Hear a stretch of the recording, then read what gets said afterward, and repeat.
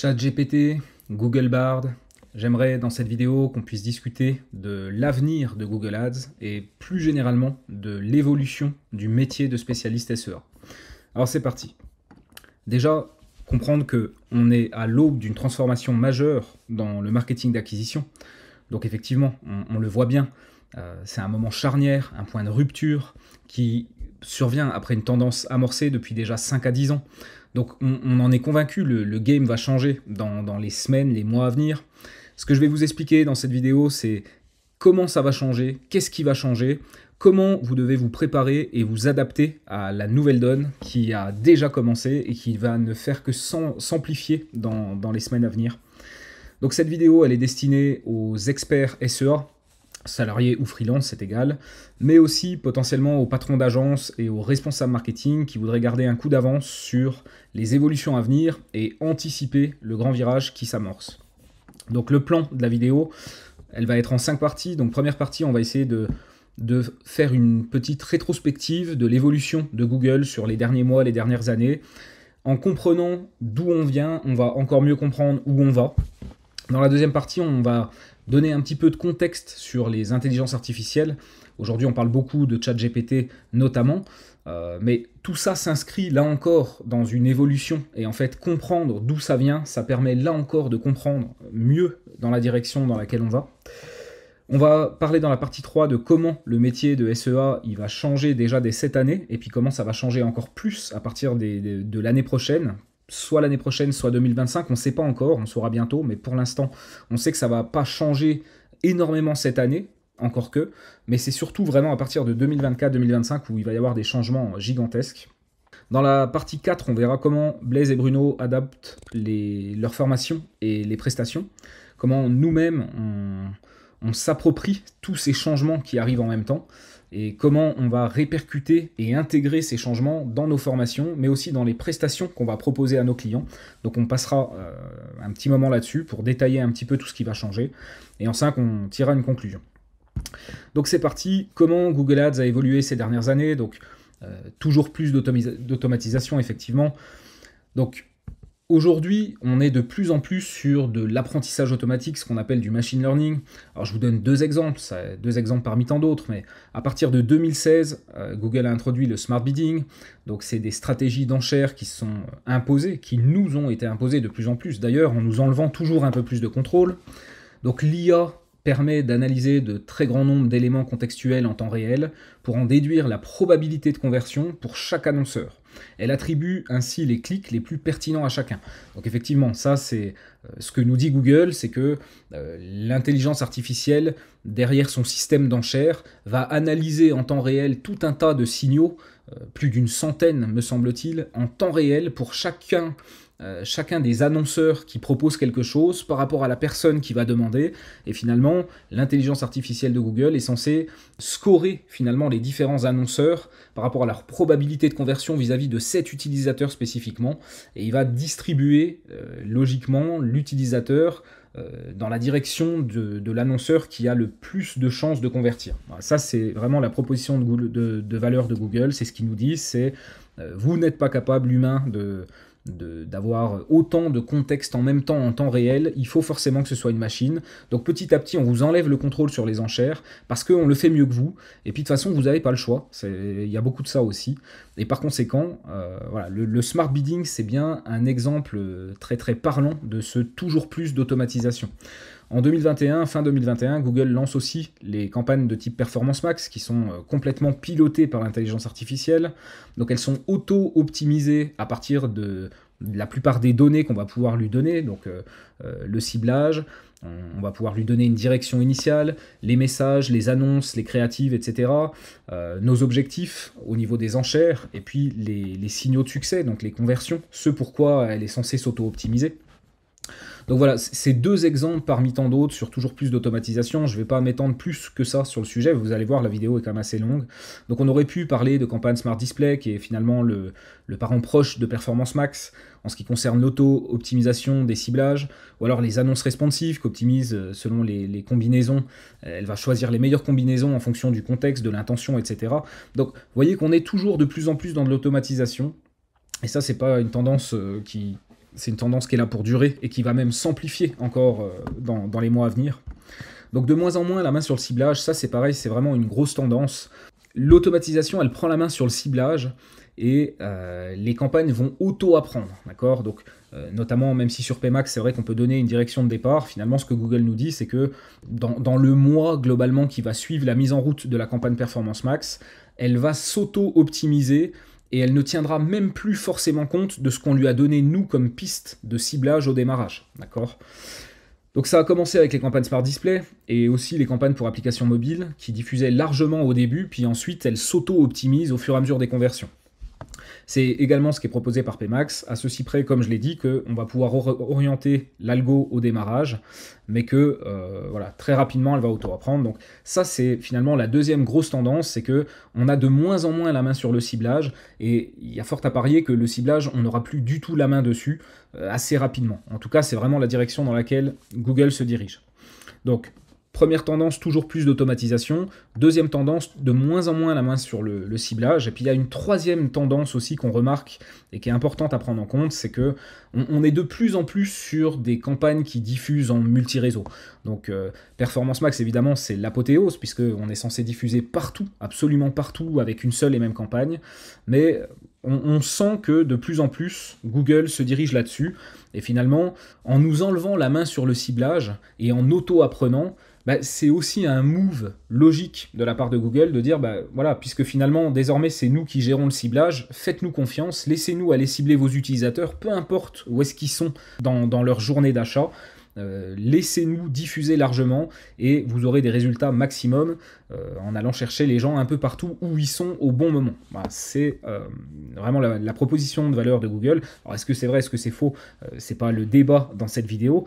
J'ai déjà donné mon avis là-dessus, des avis qui évoluent effectivement au fur et à mesure des données. Mais la troisième grande tendance, et c'est là où je veux vous emmener, c'est vraiment diffusion de plus en plus en mode multi-réseau. Une quatrième tendance, c'est qu'on voit que Google va de plus en plus garder les données et les enfermer dans sa boîte noire. Donc finalement, officiellement, au nom de la vie privée, hein, ça c'est toujours pareil, c'est-à-dire que c'est toujours pour une bonne raison, une raison qui est bonne pour nous en fait. Google va nous enlever de plus en plus la possibilité d'avoir des informations et d'avoir du feedback sur nos campagnes. Donc quelques éléments pour étayer ce que j'annonce là. Donc l'absence des termes de recherche en SEA, ce que nous on a appelé le Not Provided SEA, en référence au Not Provided SEO qui était intervenu déjà il y a quelques années en arrière, et qui finalement nous restreint l'accès au niveau des termes de recherche spécifiques tapés par les gens, et on va avoir des comptes où on va avoir jusqu'à 50% des mots-clés qui sont masqués, et du coup ça nous empêche de vraiment bien comprendre les termes de recherche sur lesquels on apparaît, de pouvoir faire des optimisations. Si on remet encore une fois en contexte par rapport à ce que je vous disais précédemment, quelque part, on est de plus en plus dans un monde où Google veut prendre la main sur le ciblage, et finalement en nous enlevant des insights qui nous permettent de mieux cibler, c'est comme ça qu'à terme ils vont nous enlever cette possibilité de faire les ciblages nous-mêmes, et qu'ils nous forceront à accepter le fait que le ciblage désormais c'est eux. Donc ça c'est un premier point, le Not Provided SEA, effectivement ça a été un premier move qui a été extrêmement important, qui a été extrêmement brutal aussi, avec jusqu'à moins 50% de termes de recherche, c'est énorme. Le deuxième point pour confirmer, effectivement, donc c'est si on regarde un peu les rapports insight qui sont fournis au niveau des campagnes Performance Max, on se rend compte que finalement c'est vraiment léger. Donc on a la possibilité d'analyser sur 7 jours ou sur 28 jours, alors qu'avant on pouvait analyser sur des périodes qui étaient beaucoup plus longues et avoir des tendances qui sont aussi beaucoup plus solides. On n'a pas vraiment de détails sur la performance par réseau, même si, heureusement, il y a certains scripts qui sont sortis récemment qui nous permettent d'avoir un peu plus d'informations sur la répartition et les performances par réseau, mais nativement, Google nous en donne vraiment très peu. On va avoir quelques vagues audiences et quelques termes de recherche, encore une fois dans les insights de ces campagnes Performance Max, mais on n'a pas d'indicateur. Finalement, ça va nous lister des termes de recherche, mais ça ne nous dit pas si c'est bon ou si c'est pas bon. On a une vague notion de conversion, mais on est à des années-lumière de ce qu'on pouvait analyser avant avec tous les indicateurs pour savoir vraiment la performance détaillée de chaque terme de recherche. Tout ça, malheureusement, c'est terminé. Et puis, la faiblesse aussi des informations relatives à la performance des annonces. Donc, aujourd'hui, on est dans des annonces responsives partout, et puis finalement, on va nous dire, ok, ça c'est faible, ça c'est médiocre, ça c'est plutôt bon, ça c'est excellent, mais là encore, finalement, on reste avec des indicateurs qui sont de surface, qui ne nous permettent pas d'optimiser grand-chose. Et c'est encore une fois de plus en plus la mainmise de Google sur les données qui se conserve lui-même. Et puis c'est une tendance vraiment à mettre en parallèle avec le fait que de plus en plus Google ne veut plus qu'on gère le ciblage dans sa plateforme publicitaire. Donc ça c'est la 4e tendance. Donc je résume, c'est important. Toujours plus d'automatisation, ça a commencé déjà il y a une paire d'années, bientôt 10 ans. De moins en moins la main sur le ciblage. Ça, c'est plus récent, mais c'est clairement une grosse tendance. La diffusion de plus en plus en multi-réseau, avec, on va diffuser vraiment sur plein de canaux différents. On n'a plus la main sur le ciblage, on n'a plus tellement la main sur les emplacements. C'est Google qui choisit en fonction des données qu'il conserve jalousement juste pour lui. Et donc, 4e tendance, ce que je viens de dire, effectivement, de moins en moins on nous donne de la donnée, de moins en moins on nous donne de la matière pour analyser et optimiser.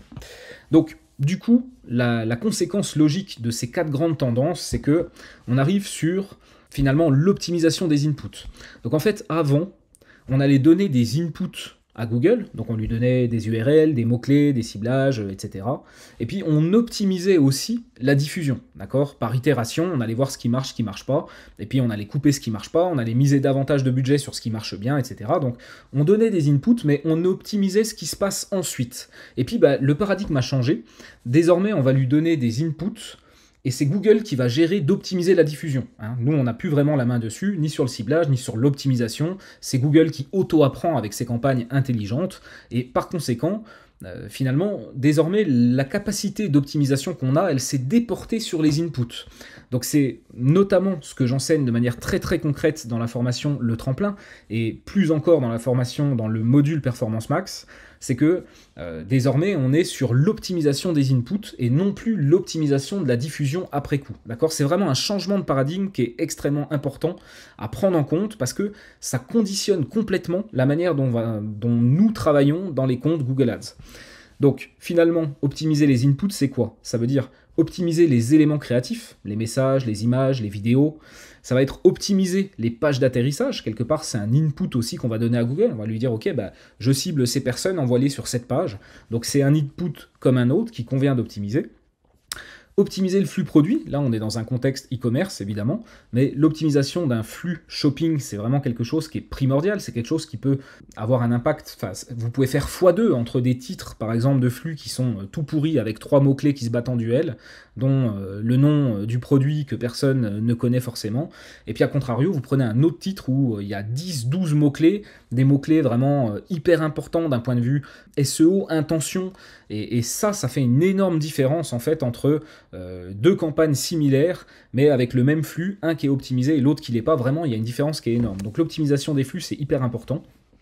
Et puis, plus important encore, je crois que c'est de tous les inputs, c'est sans doute le plus important aujourd'hui, ça va être optimiser les signaux de succès, ce qu'on appelle les signaux de conversion, parce que encore une fois, dans un monde où les campagnes s'auto-optimisent sur la base des conversions qu'elles obtiennent, en fait, chaque conversion, c'est un utilisateur avec tout son contexte, et en fait, par apprentissage itératif, ce qu'on appelle du machine learning, à plus la campagne va avoir des signaux de conversion, c'est-à-dire un utilisateur avec son contexte, et à plus elle va dresser un portrait robot le plus fin et le plus proche possible, et à plus ça devient le ciblage, en fait. Et par conséquent, vous voulez le meilleur ciblage possible et vous devez donc avoir des signaux de conversion qui sont d'une extrêmement grande qualité.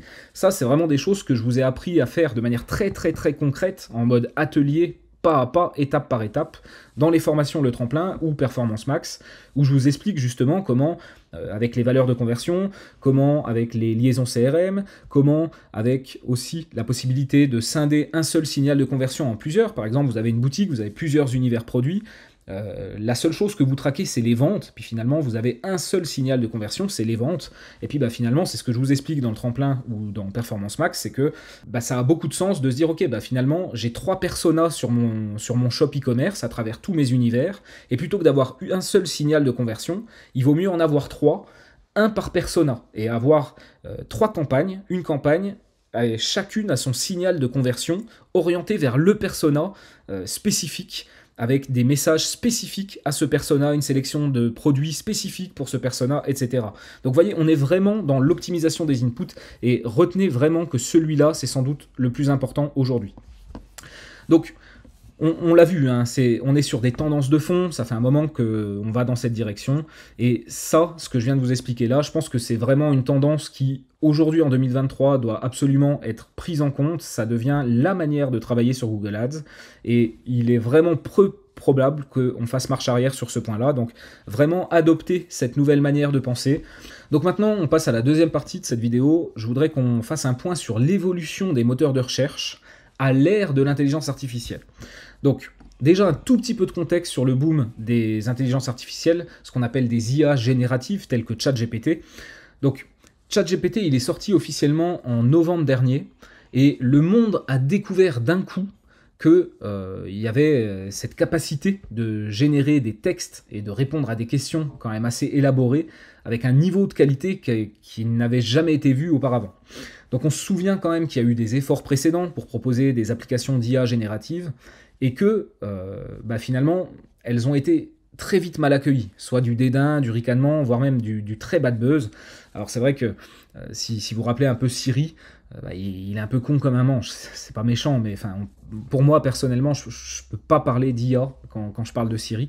Alors prochainement, les futures itérations seront sans doute bien meilleures, mais en attendant, voilà, c'est vraiment, pour ma part, je trouve nul à chier. Donc, c'est pas la technologie qui a retardé la diffusion des IA génératives, mais vraiment les craintes de débordement dans ces réponses, parfois avec des erreurs grossières, mais surtout parfois des préjugés racistes ou sexistes, ou alors des fake news, ou alors carrément ce qu'on appelle des hallucinations d'IA, c'est-à-dire qu'elle va nous donner une réponse qui paraît juste, mais finalement, quand on rentre dans le détail, qu'on regarde certains trucs, en fait, elle raconte des grosses conneries. Et ça, c'est un vrai problème, et c'est vrai que les IA génératives, elles ont mis beaucoup de temps avant d'être mises à disposition du grand public, et Google, il est prêt sur ces trucs-là depuis un moment. Ça fait un moment que lui aussi, il a des IA génératives comme celle-là, et ça fait un moment qu'il pourrait les intégrer finalement dans ses produits, mais du fait de sa position dominante, ils font vraiment preuve d'une extrême prudence, parce que, évidemment, les médias, les politiques le regardent de près. Il y a depuis longtemps déjà des rumeurs de position dominante, de monopole. On a pu entendre aussi qu'il fallait les démonter, les démembrer, et puis les scinder pour éviter d'avoir trop de monopole. Donc effectivement, eux, ils sont dans une position qui est extrêmement tendue, et ils font très très attention à ça. Eux, le bad buzz, c'est vraiment quelque chose qui leur fait profondément peur. Et c'est là, finalement, le tour de force d'OpenAI, c'est que eux, ils ont avancé sur leur IA générative, et puis ils ont eu les couilles, entre guillemets, ils l'ont mise sur le marché, alors que finalement, tout le monde, personne ne s'attendait à ça, personne ne s'attendait à ce qu'ils sortent ça à ce moment-là. Finalement, dans l'ensemble de l'écosystème intelligence artificielle, le message c'était plutôt il faut attendre parce que on n'est pas encore prêt. Ces IA, elles ont trop de mauvaises sorties, et puis il y a trop de chances de se prendre une baffe par le grand public. Donc finalement, c'est vrai que OpenAI, ils sont arrivés, on les attendait pas, ça a fait un séisme dans le monde de l'intelligence artificielle. C'est vraiment important de le comprendre. Si j'insiste sur ce contexte, c'est parce que ça va vous aider à mieux comprendre pourquoi, par exemple, Google, ils tardent à réagir, et pourquoi ils n'ont pas encore adapté leur moteur de recherche et rajouté une intelligence artificielle dedans. Donc ce contexte, il est vraiment important pour que vous compreniez finalement où est-ce qu'on en est aujourd'hui, et que vous ayez les éléments de contexte pour bien comprendre ce qui est en train de se passer. Donc, ils ont finalement réussi à limiter les mauvaises sorties de ChatGPT en ajoutant des surcouches de contrôle au niveau du modèle. En fait, sans rentrer trop dans le détail, mais il y a eu des humains qui ont interagi avec ChatGPT pendant pas mal de temps pour finalement pouvoir dire ça tu le dis pas. Ça c'est bon, tu peux le dire. Ça c'est pas bon, tu le dis pas. Et en fait, en apprenant à l'IA qu'est-ce qui est une sortie correcte et qu'est-ce qui est une sortie qu'il faut surtout pas faire, finalement ils s'en sont pas trop mal sortis.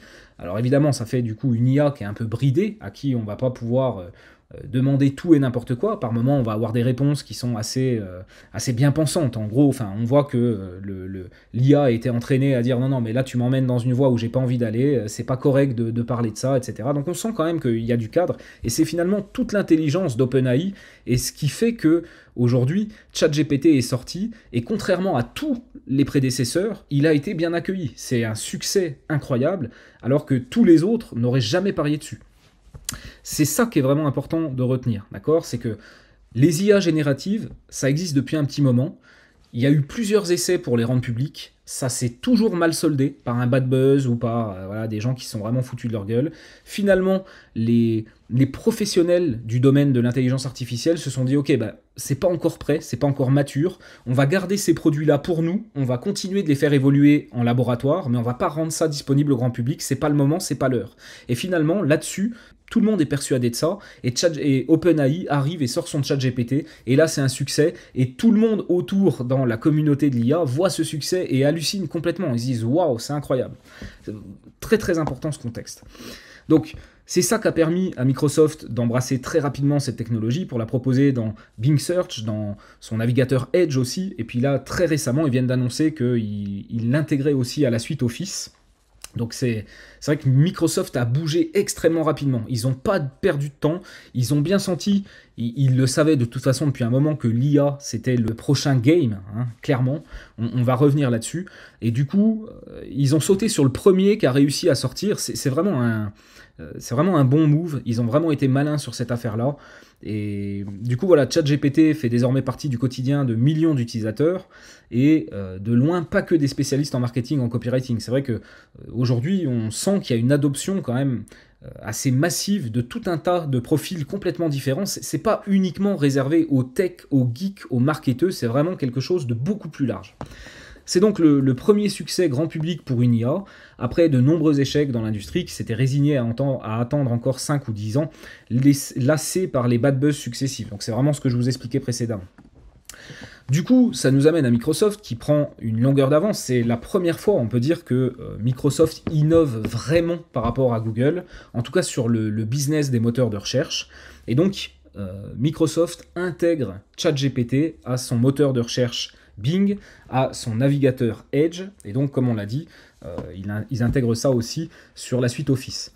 Donc Microsoft innove face à Google dans le domaine de la recherche en ligne, c'est important de le souligner, c'est vraiment une première fois. Il y a pu avoir 2-3 fois quelques petits trucs qui différenciaient Microsoft de Google, mais rien de révolutionnaire. On sait tous et on voit tous que depuis des années, Microsoft c'est un suiveur, c'est le petit toutou à Google.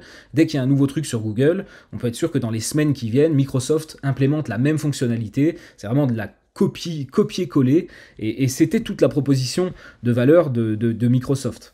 Donc, là, ils ont innové, ils ont même intégré GPT-4 dès février au niveau de Bing, alors que la sortie officielle de GPT-4 c'était en mars, donc ils ont vraiment pris les devants. Et puis, bah, effectivement, si tu as envie de pouvoir utiliser ces fonctionnalités avancées de ChatGPT dans Bing, bah, tu vas être obligé d'avoir le navigateur Edge. Donc c'est vraiment de bonne guerre, et puis on va en reparler, mais il y a clairement une ambition de Microsoft de se servir de cette technologie IA sur laquelle il est pionnier finalement, sur laquelle il a devancé tout le monde, pour essayer d'aller récupérer un maximum d'utilisateurs, à la fois pour son moteur de recherche, mais aussi pour son navigateur. Donc on attend avec impatience la réponse de Google. Est-ce qu'ils vont répondre par une surenchère d'innovation ou se positionner comme un suiveur? Ça, c'est vraiment une grande question. À noter que les enjeux sont quand même pas les mêmes du tout pour Microsoft et pour Google.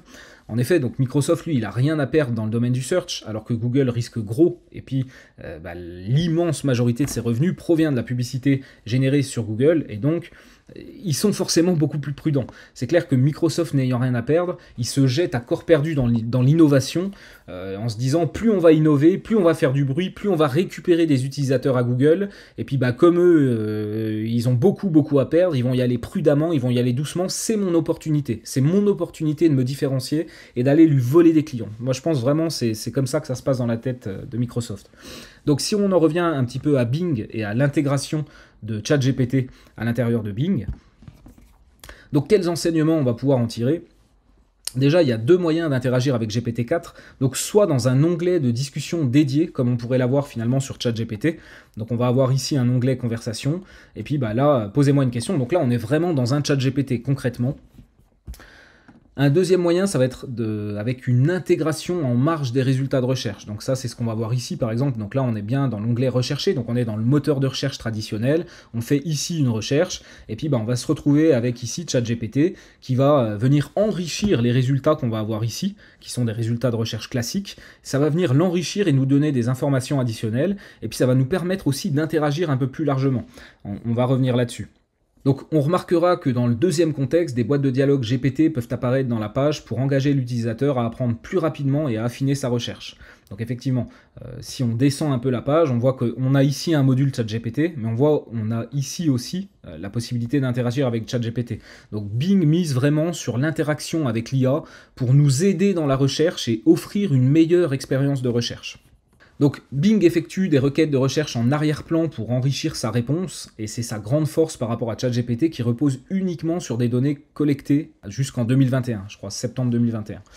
Donc nous, on va lui proposer une requête ici, lui il va traduire ça en mots-clés, en recherche. Enfin, c'est assez difficile quand même. Ça, c'est plus mon interprétation. C'est vrai qu'avec Blaise, on a débattu là-dessus. Lui, il est plus dans l'idée que finalement, ça se transforme en requête, mais finalement, c'est pas vraiment ce qui se passe en arrière-plan. Donc en gros, Bing nous montrerait quelques pistes de recherche qu'il va effectuer, mais finalement, cet affichage, ça ne correspond pas vraiment à la totalité et il ne nous présente pas vraiment l'ensemble des ingrédients utilisés ni la recette complète pour générer la réponse. Donc, effectivement, nous, on va donner un input de type conversationnel à GPT-4 dans Bing et puis, potentiellement, il va dire qu'il recherche pour un mot-clé spécifique. Il peut même en mettre un deuxième, voire parfois un troisième, si on a vraiment une requête qui est assez large. Et finalement, c'est comme s'il allait se nourrir des résultats de recherche de ces différentes recherches. Et grâce à ça, plus son apprentissage à lui, il va être capable de nous sortir une réponse qui aussi fera référence à des sites et des pages complémentaires qu'on va pouvoir aller visiter pour approfondir, si on en a envie, notre recherche. Donc, Bing GPT analyse les résultats de recherche, formule sa réponse et propose une liste de sites web sur lesquels il s'est basé pour rédiger sa réponse et qu'on pourrait vouloir consulter pour approfondir les informations sur le sujet. Donc c'est intéressant aussi de noter que Bing GPT va nous inciter à préciser notre demande en posant une nouvelle question pour détailler notre requête ou vérifier si on est satisfait de la réponse qu'il nous a donnée. Donc on voit qu'on se dirige de plus en plus vers de la recherche conversationnelle, de la recherche itérative. C'était déjà le cas finalement, si on y pense, quand je prends mon exemple personnel, mais si je recherche quelque chose sur Internet, généralement je vais faire une première recherche, je vais aller regarder 2-3 sites, ensuite je vais faire une deuxième recherche que je vais affiner grâce à ce que j'ai appris précédemment, et puis je vais faire plusieurs recherches comme ça jusqu'au moment où j'arrive à enfin avoir l'information qui m'intéresse. Et finalement, ce qu'on voit de ce Bing GPT, qui pourrait probablement, on va en reparler, être représentatif du premier move, en tout cas en direction des moteurs de recherche dopés à l'IA, c'est que finalement, l'IA va nous aider de plus en plus à améliorer notre expérience de recherche, potentiellement à l'accélérer aussi. Plutôt que d'être obligé d'aller 15 fois faire des recherches différentes, visiter plein de sites, etc., bah finalement, l'IA, elle va être là pour raccourcir ce temps de recherche et nous permettre d'arriver aux résultats plus rapidement. En tout cas, c'est mon interprétation. Donc un point important également, c'est que pour utiliser Bing GPT, vous devez être connecté et identifié, sans quoi l'outil n'est pas utilisable. Donc ça implique que Bing peut enregistrer toutes vos interactions avec GPT, créer un profil détaillé à votre sujet et utiliser ces informations ultérieurement à des fins publicitaires, que ce soit sur le moteur de recherche lui-même ou sur d'autres plateformes. Il ne faut pas oublier que Microsoft possède également LinkedIn. Donc on va en reparler. Microsoft pourrait devenir un acteur de premier plan dans le secteur de la publicité en ligne. Un mot bref sur le SEO. Donc, dans les réponses de GPT, de Bing GPT, on peut constater qu'on va généralement avoir entre 3 et 5 sites web qui vont être cités, contre 10 liens normalement en première page.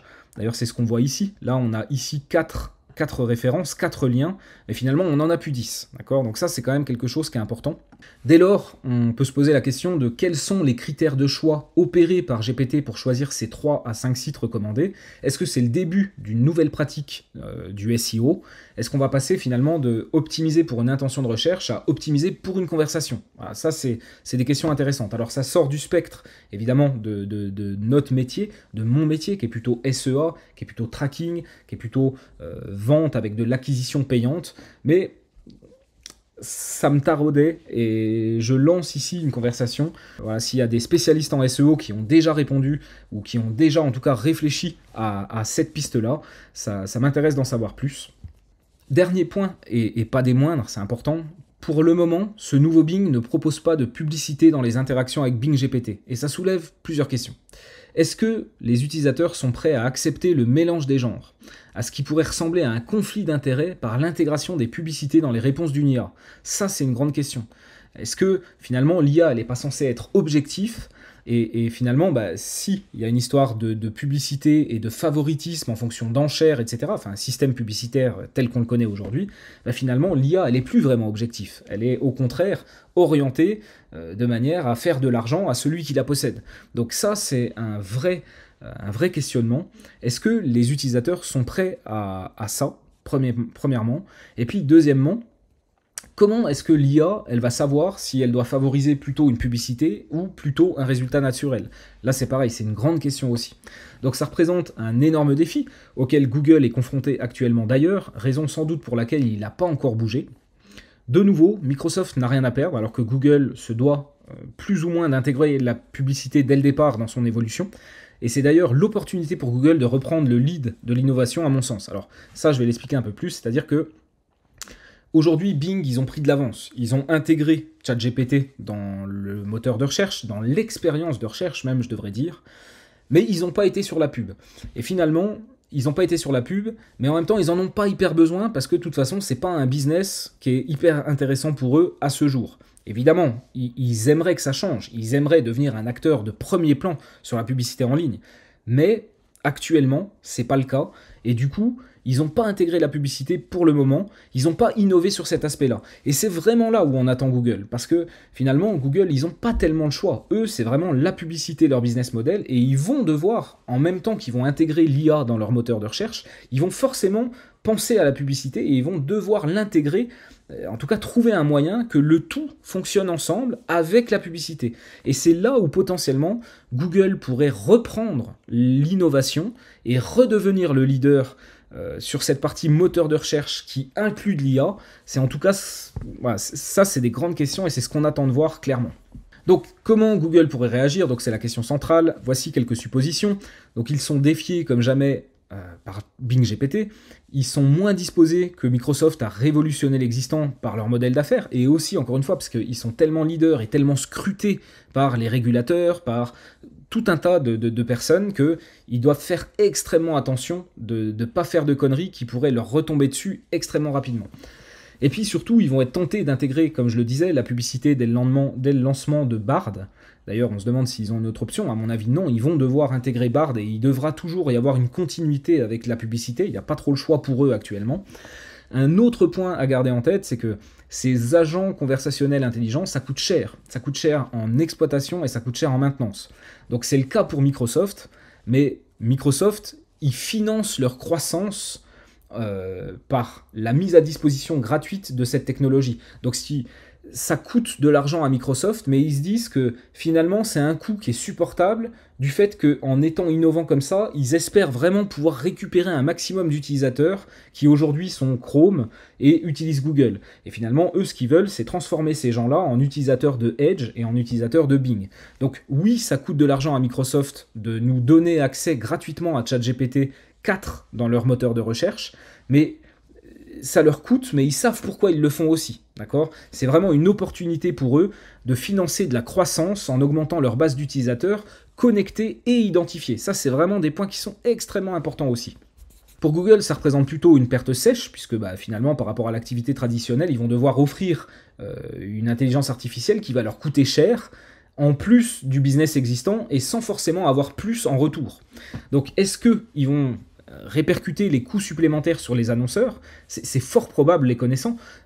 Clairement, Google, ils sont sans pitié, et quand ils se prennent une taxe, ils la répercutent sur les utilisateurs. Donc c'est clair qu'ils vont être tentés de faire ça, à mon avis. Mais par contre, et c'est là peut-être aussi notre chance, c'est que si leur monopole s'effrite, est-ce que finalement, ils ne seraient pas tentés de dire « Ok, on n'est plus en position de force comme avant, et du coup, il faut qu'on accepte que ce soit un peu moins rentable. Déjà, on sauve la face, on sauve le business. » Donc, bon, évidemment, ça, c'est des conjectures, c'est mon avis. Mais moi, je pense que si effectivement, ils venaient à perdre des parts de marché, ça les remettrait un peu plus à l'écoute de leur marché, ça les remettrait aussi un peu plus en mode les pieds sur terre, et puis on ne peut pas faire ce qu'on veut et imposer tout ce qu'on veut aux utilisateurs parce que de toute façon, ils n'ont pas le choix. Donc ça, c'est vraiment des questions de fond qui sont extrêmement intéressantes, pour lesquelles j'ai pas les réponses encore, mais je suis vraiment très curieux de voir ce que ça va donner. Donc toujours sur cette partie comment Google pourrait réagir, donc Google a annoncé début février l'intégration de Bard à Google Search. Donc Bard, c'est vraiment l'équivalent de ChatGPT, mais fabriqué par Google. Une annonce qui a été faite malheureusement dans la précipitation. Et ils n'ont vraiment pas eu un très bon buzz suite à ça. Et puis ils se sont même pris une perte de 10% au niveau de l'action. Donc ils ont annoncé ça, ils ne l'ont pas fait de la bonne manière. Et finalement, tout de suite, ils ont pris une claque. Donc vous voyez aussi pourquoi Google, derrière tout ça, ils font extrêmement attention. Parce que, encore une fois, dès lors qu'ils font un faux pas, derrière, ils prennent une chasse énorme. Et donc c'est pour ça qu'ils sont extrêmement prudents par rapport à ça. Donc à quoi ça pourrait ressembler le nouveau Google Search dopé à l'intelligence artificielle? Finalement, c'est un peu comme Bing GPT, mais peut-être en plus simple. Donc on voit une surcouche de réponse IA par rapport à notre requête. Donc là, il y a une requête qui est faite. Ici, il y a un contenu IA qui va être généré. On voit la même chose ici. Tac. Et puis en dessous, finalement, business as usual. On se retrouve bien avec des résultats de recherche et une page de résultats de recherche traditionnelle. Moi, ce que je pense, c'est que ici, jusqu'à présent, on avait ce qu'on appelle la position 0, c'est-à-dire qu'on va aller prendre un petit bout d'un site web et on va le mettre en top position de Google pour finalement essayer d'apporter une réponse plus rapide que de devoir rentrer dans les différents résultats de recherche. Et finalement, cette position 0, elle va se transformer en position IA. Voilà, ça c'est vraiment la manière dont moi je le vois. Mais au-delà de cette position 0, dans un premier temps en tout cas, on va revenir là-dessus, finalement il n'y a rien qui change en dessous. On se retrouve avec effectivement une page de résultats. Alors peut-être que comme sur Bing, on pourrait retrouver des petits encarts Bard pour pouvoir poser quelques questions sur certains résultats ou à différents endroits de la page. Mais en tout cas, je le vois comme une évolution, mais pas vraiment comme une révolution, pas pour l'instant. On n'est qu'au tout début. Ça, c'est vraiment important de le comprendre, c'est que c'est peut-être l'occasion pour Google de tester la pertinence de son IA sur sa capacité à répondre à des requêtes de recherche. Et c'est ce qu'on peut appeler la phase 1, d'accord? Donc vraiment, la phase 1, ce serait quoi? Ce serait, je remplace ma position 0 par de l'intelligence artificielle, mais dans les grandes lignes, il n'y a pas grand-chose d'autre qui va changer. Vraiment, phase 1, d'accord? Donc, comme sur Bing, on peut légitimement imaginer que l'IA va recommander des sites web pour approfondir les résultats, et également comme une manière de citer ses sources. La vraie question, c'est est-ce qu'elle va proposer des résultats naturels et aussi des résultats payants? Ça, c'est une grande question. Ça, on ne sait pas encore. Donc, quoi qu'il en soit, pas vraiment d'innovation ici, mais un premier pas vers le vrai moteur de réponse.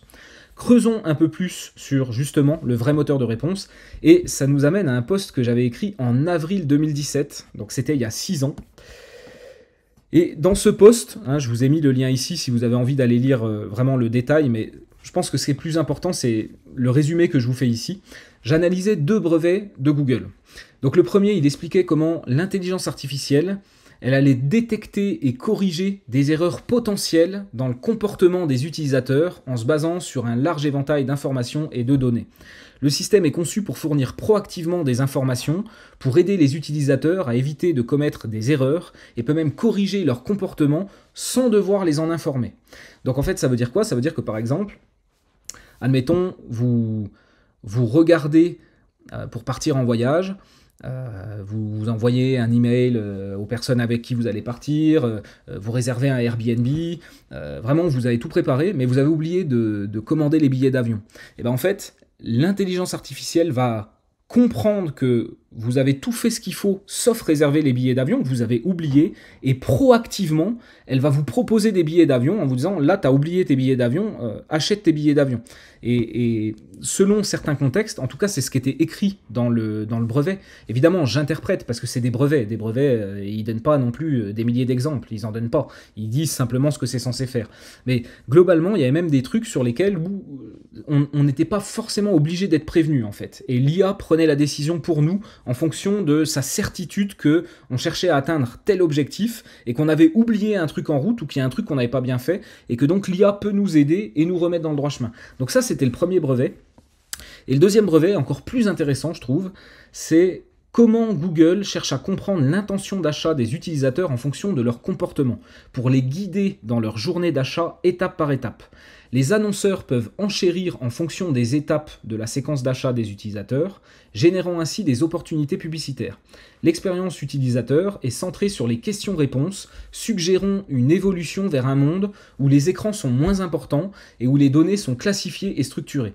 Donc, ça veut dire quoi ça? Ça veut dire que Google observe à travers toutes nos interactions avec lui et ses produits à lui, qu'est-ce qu'on fait, qu'est-ce qu'on compte acheter, parce que on est quand même tous autant qu'on est régulièrement dans des expériences d'achat, acheter ci, acheter ça, etc.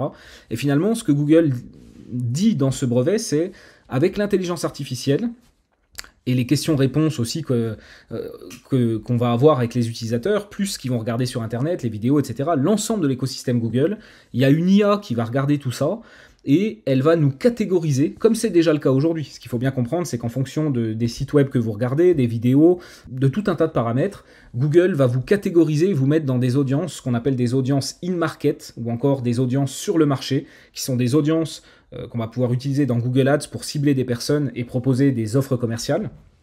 Donc Google va continuer à nous catégoriser, et il va nous catégoriser finalement dans des... comme des étapes de l'entonnoir. Il va dire, voilà, cette personne-là, elle est dans l'étape 1 de l'entonnoir pour acheter un appareil photo, par exemple.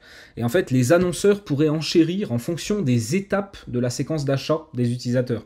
Donc en gros, on aurait la possibilité de cibler un utilisateur en fonction qu'il soit au tout début de son cycle de réflexion, ou alors au milieu, ou alors il est vraiment chaud. Et puis évidemment, comme toujours, c'est un entonnoir, donc la bataille sera extrêmement rude en bas, elle sera un peu moins rude au milieu, et elle sera encore un peu moins rude au-dessus, mais les utilisateurs qu'on peut obtenir au-dessus seront aussi nettement moins prêts à acheter que ceux qu'on aura en bas. Donc ça annonce encore une fois beaucoup de compétition, beaucoup plus encore qu'aujourd'hui probablement. Et puis il y a ce deuxième point qui est important, l'expérience utilisateur est centrée sur les questions-réponses. Donc là vraiment, là on sent l'intégration de l'IA et de justement cette approche question-réponse, je dialogue avec une intelligence artificielle qui va m'aider à descendre dans l'entonnoir et à m'aider à aller acheter plus vite ou mieux, peu importe, peut-être un peu des deux, mais voyez comment finalement, remettez le contexte là-dessus, ça c'est 2016, c'était il y a 4 et 3, 7 ans, donc voyez comment il y a 7 ans déjà, Google avait une vision assez claire de là où on en est aujourd'hui, éventuellement de là où on en sera même dans 2 ans, et comment il s'y est préparé. Donc vous voyez, c'est vrai que par moment on peut se dire...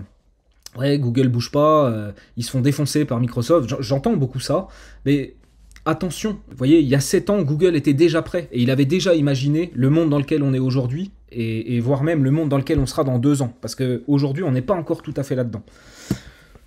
Du coup, l'étape suivante, donc cette fois, c'est vraiment la phase 2, ce sera d'interagir avec une IA sur tous nos appareils et dans tous les produits Google.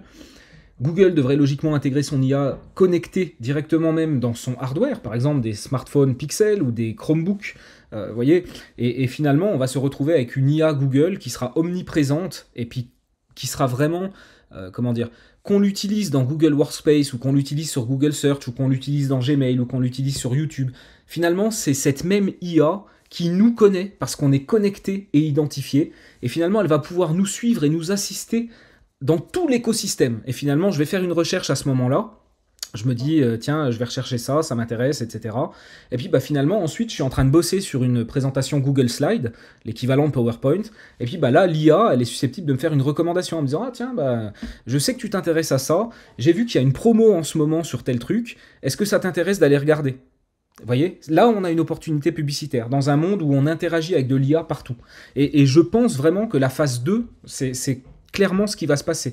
Donc là, on vient de parler de Google. Chez Microsoft, ce sera probablement pareil. Donc Microsoft va intégrer ça à tous les produits qu'il peut. Il intégrera sans doute ça sur ses ordinateurs, dans son Windows. Vraiment, on va avoir des assistants IA partout avec qui on va interagir. Et on aura ce même assistant qui nous connaît parce qu'on est connecté et identifié à travers tous les appareils et à travers tous les écosystèmes dans lesquels on va pouvoir interagir avec. Donc, celle-ci nous aidera proactivement à apprendre sur tous les sujets qui nous intéressent, détectera nos intentions d'achat et fera tout pour nous aider à avancer dans les étapes d'achat. Donc ça, c'est vraiment ce que je vous ai expliqué précédemment sur la base des brevets. Donc on passera ainsi d'un moteur de recherche à un assistant IA connecté. C'est d'ailleurs, à mon avis, dans cette optique que Google a lancé Google Shopping Action, qui permet d'agréger les offres e-commerce chez Google des offres qui ne lui appartiennent pas, mais on va pouvoir finalement acheter à Google des produits qu'on aurait trouvés sur des sites séparés.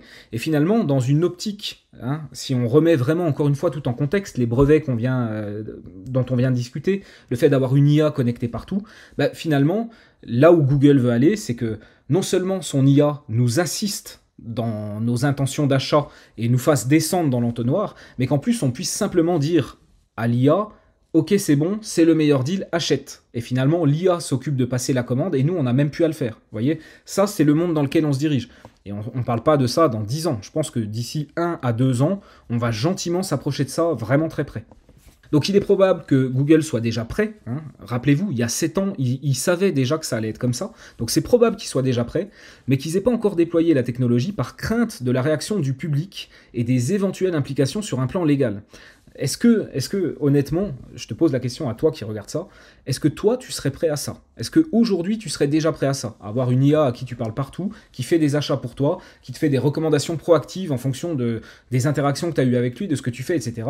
Est-ce que d'un point de vue vie privée, conscience, est-ce que toi, tu serais prêt à accepter ça? C'est une grande question. Et je pense que c'est pas forcément une question où la réponse est oui pour beaucoup de monde, et c'est sans doute la raison aussi pour laquelle ils avancent tout doucement sur ce sujet-là. Parce que ça fait peur, l'intelligence artificielle, les robots, etc. C'est des sujets qui font extrêmement peur. D'ailleurs, il me semble qu'à une époque, Google possédait une bonne partie du capital de Boston Dynamics, et qu'en fait, ils s'en sont séparés parce qu'ils avaient peur, justement, de la réaction du monde et de l'opinion publique vis-à-vis de ces robots. Un autre point qui est important, on est toujours, je rappelle, dans la partie 2 et dans la création du contexte pour bien comprendre qu'est-ce qui est en train de se passer aujourd'hui. Donc la publicité dans les IA génératives, où est-ce qu'on en est? Donc j'ai confronté plusieurs experts en IA.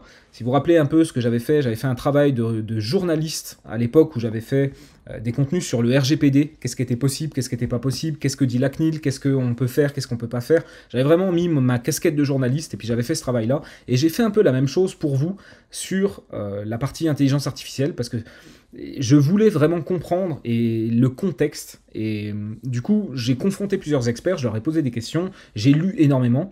Et finalement, ce qu'ils me disent, c'est que c'est déjà possible aujourd'hui de commencer à intégrer des publicités sous forme d'un placement de produit dans des réponses proposées par une IA comme ChatGPT ou Bard. D'accord ? Les risques sont encore immenses et le manque de contrôle trop important. Donc, ça veut dire quoi? Ça veut dire que oui, c'est déjà possible, mais non, on ne le fait pas parce qu'il y a des risques qui sont trop importants. Alors les risques, il y en a deux majoritairement. Le premier, c'est ce qu'on appelle les hallucinations d'IA. C'est ce qu'on dit dans le jargon des experts en intelligence artificielle. C'est quand une IA, elle va donner une réponse qui est globalement juste, mais que dedans, il va y avoir des faits qui vont être erronés. Donc dans de tels cas, une marque pourrait être apparentée à ce qui pourrait être considéré comme une fake news, et ça, évidemment, c'est pas possible d'un point de vue publicitaire. Et puis, ce qu'il faut bien comprendre, c'est que aujourd'hui, ces hallucinations d'IA, c'est un problème qu'ils ont tous, que ce soit ChatGPT, que ce soit Bard. En fait, il n'y a personne qui n'a, pour l'instant, réussi à solutionner ce problème-là, et tant que ça existe, ça va être extrêmement compliqué de faire de la publicité et de risquer qu'un annonceur soit finalement dans une réponse qui est fausse ou voire même plus que ça. Donc ça, c'est un premier point. Et il y a aussi le problème du prompt. Ce qu'on appelle le prompt, c'est la commande qu'on va donner à l'intelligence artificielle sur la base de laquelle elle va nous faire une réponse. D'accord ? Donc c'est notre input à nous. Donc si nous, on fait un input de caractère négatif, mais que par exemple la thématique de la demande déclenche une mention de marque, alors la sortie pourrait être associée à la marque et à un bad buzz. Donc chaque output en plus, il est censé être différent et unique, même si nous on donne une entrée similaire. Vous avez peut-être déjà testé. Par exemple, ChatGPT, vous lui faites un prompt, vous lui donnez, il vous fait une réponse. Vous ouvrez un nouveau chat, vous copiez votre prompt, vous le donnez à ChatGPT, il vous fait une autre réponse. Les deux peuvent être proches, elles peuvent être vraiment très très proches par moment, mais vous n'aurez pas la même chose quand même. Et ça, c'est pareil. Du coup, ça veut dire que finalement, on n'a pas tellement la main sur la sortie. On ne peut pas garantir une sortie, et les sorties vont être modifiées et changées à chaque fois. Donc vous voyez comment, de ce côté-là et de celui-là, dans les deux cas, on a vraiment un problème de contrôle. Et ça fait que pour l'instant, la publicité à l'intérieur des IA, c'est pas possible. Et d'après les experts, d'après ce que j'en ai vu, le problème des hallucinations d'IA, C'est pas encore pour tout de suite qu'on va le résoudre. Ce sera au mieux l'an prochain et plutôt 2025 potentiellement. Et encore rien n'est sûr. Donc pour l'instant, de la pub dans les IA, et c'est ça qui est très important de retenir, c'est que c'est pas encore pour tout de suite. Donc pour le moment, le modèle publicitaire ne va pas vraiment changer, il n'est pas encore prêt pour intégrer nativement les agents conversationnels. La logique veut donc que le modèle d'affaires demeure le même pour quelques mois encore, voire quelques années, difficile à prédire l'évolution à ce stade. Donc ça, c'est extrêmement important. La vraie bataille à court terme, ça reste donc celle d'attirer les utilisateurs de moteurs de recherche en proposant de l'IA. C'est exactement la stratégie de Microsoft, d'accord ? Ils y voient l'opportunité de prendre des parts de marché au niveau de leur navigateur et aussi au niveau du moteur de recherche, et ils veulent voler évidemment ça à Google. En agissant ainsi, l'entreprise s'expose à un risque de mauvaise publicité si certaines réponses inappropriées de GPT provoquent un effet néfaste, bad buzz, au niveau de leur image. Ça s'est déjà produit dans le passé, et c'est clairement une des plus grosses craintes de Google. Imaginez 2 minutes, un gamin qui va sur Bing, qui fait des recherches, et qu'à un moment, pour une raison ou pour une autre, la réponse du truc, c'est « faut te foutre en l'air ». Par exemple, tu vois, c'est un adolescent qui fait une recherche sur Bing et le moteur lui dit « Ah bah faut te suicider, il n'y a pas d'autre solution ». Je tire volontairement par les cheveux. Mais si un truc comme ça arrive, et même un truc qui est moins grave que ça, si derrière c'est repris par la presse et que ça monte en buzz, bah, c'est clairement une mauvaise presse et là c'est échec total. Et ça, c'est ce qui fait vraiment profondément peur à Google. Alors Microsoft, eux, ils prennent le risque, parce que de toute façon, ils n'ont rien à perdre. Encore une fois, ils sont dans une situation où ils ont tout à gagner si ça marche. Et voilà, c'est tout ce contexte qui est hyper important. Donc, Google semble vouloir observer si la stratégie de Microsoft s'avère payante ou non. C'est pour ça qu'ils ne se sont pas précipités, d'après moi. D'après nos données, donc j'ai étudié 150 comptes Google Analytics auxquels on peut avoir accès, que ce soit des clients en Suisse, des clients en France, des clients un peu partout dans le monde. Et ce que moi j'ai pu constater, j'ai analysé les parts de marché là sur les derniers mois pour Microsoft Edge, le navigateur de Microsoft, et j'ai étudié aussi les parts de marché de Bing par rapport à Google. Je vois une légère progression, mais de l'ordre de 1 ou 2% en moyenne. Et finalement, pour l'instant, la stratégie de Microsoft...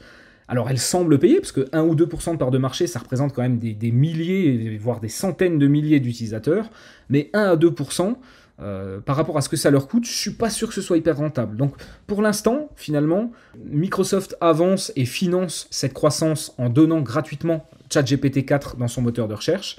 La stratégie peut sembler payante d'un certain point de vue, 1 ou 2%, c'est pas rien, mais en même temps, on ne voit pas non plus un raz-de-marée, d'accord ? Ça, c'est hyper important. Donc là où on en vient, c'est que le SEA, tel qu'on le connaît aujourd'hui, il a encore quelques beaux jours. Donc le business des ads intégrés au moteur de recherche, c'est pas fini. Du moins en 2023, ça va encore être comme ça, d'accord ? Rassurez-vous, sur cette partie 2023, c'est sûr et certain qu'on va continuer à avoir nos publicités dans les pages de résultats de recherche, que le SIA va rester ce qu'il est, avec les tendances qu'on a vues précédemment, hein, automatisation, optimisation des inputs, etc. Mais ça ne va pas révolutionner, le monde ne va pas se transformer, le monde du SEA ne va pas changer dramatiquement là, cette année. Donc à court terme, la phase 1 de l'évolution, il convient de suivre l'évolution des parts de marché de Bing et de Edge dans les prochaines semaines et les prochains mois pour accompagner nos clients sur Microsoft Bing Ads. Google Ads va continuer à muter dans la continuité de ces dernières années, avec en ligne de mire la préparation d'une plateforme publicitaire complètement automatisée qui saura répondre aux défis de la phase 2 de l'évolution, ce fameux moment où les assistants IA auront pris la place des moteurs de recherche. D'accord ? C'est pas un secret. Tout le monde sait, y compris Google, que les moteurs de recherche vivent leur dernier jour, parce que les moteurs de recherche vont être remplacés par l'IA qui sera connectée à Internet et qui nous assistera et nous aidera sans doute dans un contexte de moins en moins écran, peut-être de plus en plus vocal aussi, d'accord ? Donc c'est important de comprendre que c'est vers ça qu'on tend et tout le monde est au courant et c'est déjà acté que ce sera comme ça, d'accord ? C'est juste que en attendant que ce soit ça, on a encore potentiellement 1, 2, voire 3 ans, ok ? Donc les mutations à prévoir dans Google Ads, donc ce à quoi il faut s'attendre, en attendant la phase 2, hein, toujours dans cette phase 1, là pour la fin 2023, potentiellement le premier semestre 2024, donc fin des types de correspondance pour le search, donc on sera uniquement sur du ciblage large, abandon des campagnes qui ciblent un seul réseau, donc il y a fort à parier qu'on va être de plus en plus dans des campagnes multi-réseaux. À mon avis, le search, ce sera sans doute le dernier à disparaître, mais probablement que ces jours sont comptés aussi. Mais encore une fois, à plus on se dirige vers de l'assistant IA et à moins le mot-clé a du sens aussi. Donc on peut comprendre, au vu de tout le contexte qu'on a vu précédemment, que les mots-clés, c'est bientôt fini. Et finalement, une fois qu'on a bien le contexte tout autour, ça devient logique, on comprend pourquoi. Donc ils vont continuer d'ajouter des nouvelles fonctionnalités boostées à l'IA, notamment les messages seront générés par de l'IA sur la base du contenu de la page. Donc ça, je pense que ça va vraiment pas tarder, on verra ça en 2023 probablement. Utilisation croissante des flux pour tous les types d'input. Donc ça, c'est pareil, c'est quelque chose que j'avais annoncé en conclusion de mon analyse des brevets, quand j'avais fait l'article en 2016. J'avais dit finalement, à terme, tout va être géré en black box, et nous, on donnera que des flux, des inputs. On donnera des flux de produits, des flux de stock, des flux de disponibilité, des flux de messages, des flux d'images, des flux de vidéos, des flux de tout ce que tu veux. Et finalement, Google processe tout ça, et puis dans son immense boîte noire, il fera les meilleurs choix au meilleur moment, en théorie. Donc toujours moins de contrôle sur le ciblage. Moi, j'ai même envie de dire que en fait, le ciblage, on va vraiment plus du tout avoir la main dessus. Et ça va arriver rapidement. Peut-être pas 2023, mais plutôt 2024, avec potentiellement la fin du search et à voir. Toujours moins de possibilités d'optimisation, à part les inputs. Donc là, on est vraiment déjà beaucoup dedans pour la partie Performance Max. Ça va a priori continuer. Et puis, accroissement de l'opacité concernant les informations fournies dans les rapports d'Insight. Effectivement, dans un monde où Google ne veut plus qu'on s'occupe ni du ciblage, ni de l'optimisation après coup, pourquoi il nous donnerait des données? S'il nous donne des données, on va être tenté d'optimiser. Et puis finalement, s'il ne nous donne pas les moyens d'optimiser, mais qu'il nous donne les données, on va être frustré. Donc il y a fort à parier que de plus en plus, le ciblage, on n'a pas la main, l'optimisation, on n'a pas la main, c'est uniquement optimiser des inputs, et puis finalement, ce sera une black box. Et puis les inputs, je ne sais pas vraiment où on va les avoir, les insights, mais c'est des grandes questions. En tout cas, d'après moi, ça, c'est vraiment les tendances à venir pour cette fin d'année et le premier semestre de l'année prochaine. Donc ce qui nous amène à la partie 3 de notre vidéo, donc l'évolution du métier de spécialiste SEA en 2023 et après. Donc il va y avoir un avant et un après 2023. Si pendant la première phase d'évolution vers l'assistant IA connecté, ce que j'ai appelé la phase 1, on peut penser que les changements restent mineurs pour notre métier, notre manière de travailler se voit quand même profondément transformée. Il convient d'adapter nos méthodes de travail pour intégrer ces IA tout en se préparant à la phase 2 de l'évolution qui nécessitera une forte adaptation et de nouvelles compétences. Ça, c'est très important. Ça veut dire quoi? Ça veut dire que dès cette année, il faut vraiment commencer à intégrer l'IA dans toutes nos méthodes de travail, dans tous nos process. C'est hyper important. Mais le business ne change pas encore des masses. On reste sur de la publicité dans des moteurs de recherche, etc., comme on l'a vu. Par contre, il faut déjà aussi commencer à se préparer pour la phase 2, qui pourrait arriver dès 2024 ou 2025, on ne sait pas trop. Mais si ça arrive en 2024, c'est vite là, donc il faut vite commencer à se préparer. Donc, pour l'instant, voyons, encore une fois, dans cette phase 1, comment on va pouvoir adapter nos méthodes de travail à la donne actuelle avec cette irruption de ces outils d'intelligence artificielle. Donc vers la seule optimisation des inputs, ça on en a déjà parlé, c'est ce qu'on vous apprend dans les formations Le Tremplin, Performance Max. Donc pour rappel, les inputs, ça va être les pages de destination, donc là on va avoir l'offre, on va avoir le copywriting, les créatives, le flux de produits dans un contexte e-commerce, les audiences et les données first party, tout ce qui va être des listes de clients, des listes de prospects, etc. Les signaux de conversion aussi, puisque les signaux de conversion, on l'a dit, c'est la base de l'auto-apprentissage et de l'auto-optimisation de ces campagnes. Donc ça peut impliquer de la valeur de conversion, ça peut impliquer différents niveaux de précision, ce que je vous disais tout à l'heure aussi, avoir plusieurs conversions par persona. Donc notre valeur, elle se situe désormais à ce niveau et plus sur l'optimisation de la diffusion et le ciblage. Donc, comme on l'enseigne dans nos formations, voilà les nouvelles compétences à l'ère de l'IA, optimiser un flux produit, envoyer des conversions hors ligne, qui permet d'avoir vraiment, par exemple, dans une activité de génération de prospects, au lieu d'envoyer les gens qui remplissent un formulaire, dont la moitié sont des gens pas qualifiés, l'autre moitié qualifiés, là on va vraiment aller chercher dans le CRM uniquement des gens qualifiés, et on va donner à Google le meilleur signal pour qu'il puisse auto-optimiser sur la base de notre cible réelle, c'est-à-dire nos clients, nos meilleurs clients ou des prospects qualifiés, les campagnes et aller nous chercher plus de personnes comme elles. Avoir des conversions segmentées par persona, utiliser la valeur de conversion à votre avantage, on pourrait parler de pilotage à la marge par exemple, conseiller vos clients sur comment créer des images et des vidéos impactantes, apprendre à analyser en détail la performance d'un élément web, d'une page web, d'un parcours multipage, donc voir à ce propos notre dernière formation à l'exploration GA4, c'est une formation où justement on explique comment on va pouvoir taguer un élément web comme un formulaire ou une page web comme une landing page et comment on va pouvoir visualiser l'interaction, chaque interaction avec la page ou avec le formulaire sous forme d'un entonnoir, et comment ça va nous permettre, en l'occurrence on le démontre dans la formation, comment on peut doubler le taux de conversion rien qu'en optimisant un formulaire. Donc ça c'est vraiment apprendre à analyser et à développer sa capacité analytique, c'est quelque chose qui est extrêmement important. Le point précédent implique aussi de développer des compétences techniques en tracking pour être capable de mettre en place des dispositifs comme ceci, apprendre à étudier un marché pour rentrer dans la peau du client idéal. Vraiment là, il faut développer les qualités d'empathie et puis les méthodes de recherche pour aller comprendre, se mettre dans la peau, vraiment rentrer dans la tête de notre client idéal. Et c'est comme ça qu'on est capable de créer de la copie qui va vraiment vendre et qui va vraiment résonner émotionnellement et avoir un fort impact sur les personnes. Et puis développer des compétences en copywriting, tirer profit de ChatGPT, mais pas uniquement. Donc comment l'IA va s'intégrer là-dedans? Donc c'est une menace pour notre métier, on va pas se leurrer. Si finalement on a des IA hyper intelligentes, ça va forcément ça va dégraisser et puis on va se faire virer au profit des IA. Et c'est le cas pour nous, mais c'est le cas pour des dizaines de milliers d'autres métiers. Hein. C'est vraiment quelque chose de très global. Mais c'est aussi une énorme opportunité, d'accord? C'est une menace, c'est vrai, mais c'est aussi une opportunité. Et à court terme, vraiment, c'est davantage une opportunité qu'une menace. Donc on va se focaliser là-dessus. Donc l'IA, elle va pouvoir nous assister dans tous les points qu'on a évoqués précédemment. Donc je ne les redis pas, mais toutes ces compétences-là, c'est des choses sur lesquelles on va pouvoir intégrer de l'IA et elle va nous faire gagner du temps, elle va nous aider et elle va potentiellement même nous rendre meilleurs, elle va pouvoir nous challenger. C'est pas seulement nous faire gagner du temps et de la productivité, elle peut aussi par moment être capable de vraiment nous faire voir les choses différemment et de nous challenger et de nous ouvrir et du coup de faire un meilleur travail. Donc on va en reparler, on a démarré la refonte de nos formations pour intégrer l'assistance de l'IA dans tous les compartiments de notre métier, toutes ces choses-là, mais aussi toutes ces choses-là. Donc évidemment l'IA ne fait pas tout, c'est pour cette raison que je parle d'assistance, c'est très important. Pour en tirer le meilleur parti, il faut comprendre la manière dont l'IA fonctionne, pour en saisir les forces, les faiblesses, et aussi et surtout les biais.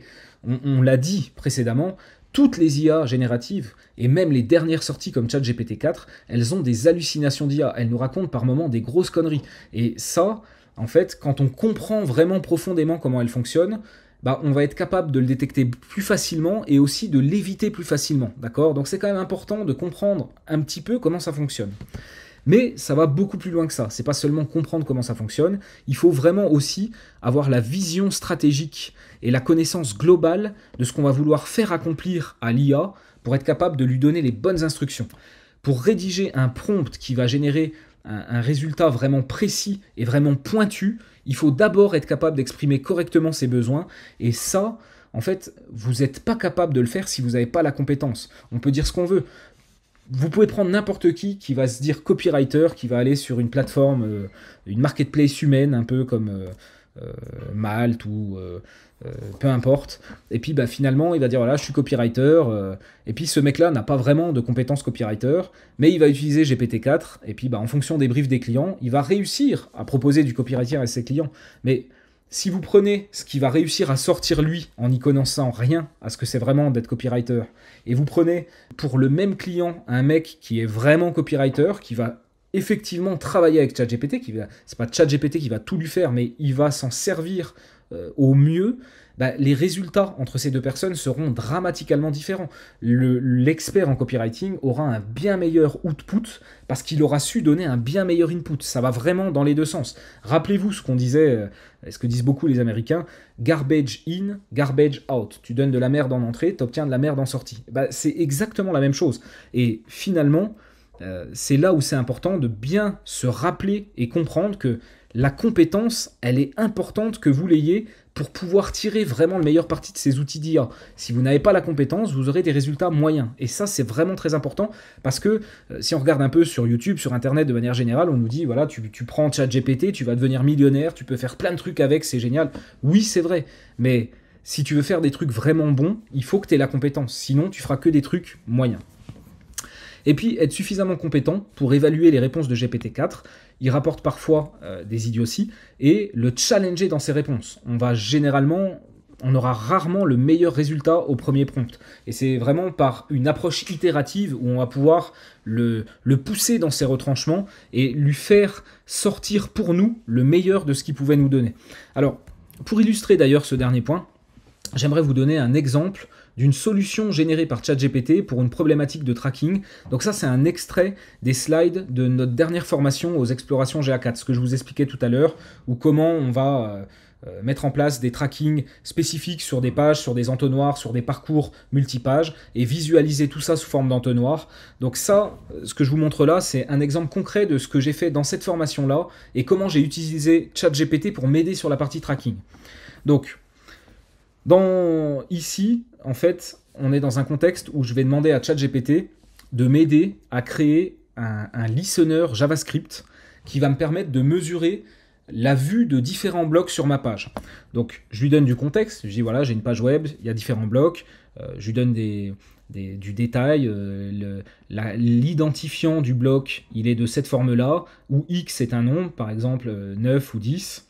J'aimerais que tu me donnes un script JavaScript qui va, écouter l'affichage des différents blocs, donc un utilisateur voit un bloc, et qu'à chaque bloc affiché par l'utilisateur, le script génère un data layer push Google Tag Manager, et que la valeur de l'identifiant soit passée en variable de data layer, donne-moi ce code. Donc, suite à ça, ChatGPT, à l'époque on est encore sur le 3,5, le 4 est encore plus performant, il me fait un code.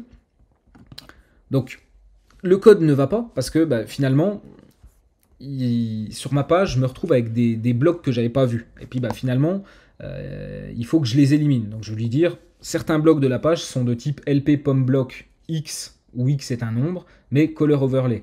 Et finalement, ceux-là, ils font doublon et ils vont doubler le nombre de data layer push inutilement.